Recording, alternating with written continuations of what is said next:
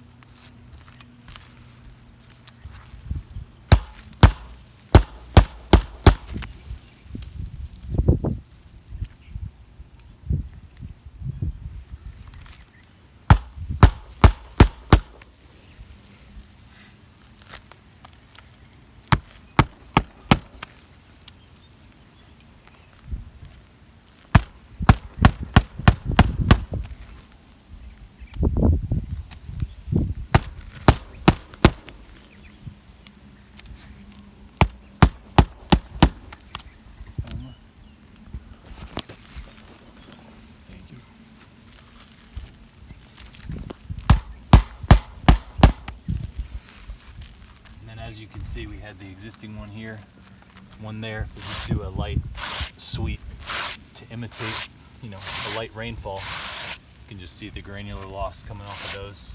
About a 20-year-old, 20-year shingle.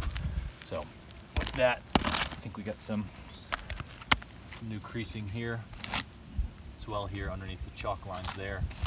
I believe on this one too, starting to form there. So just from one tab, we got 4 new wind crease shingles, and this one's just about there as well.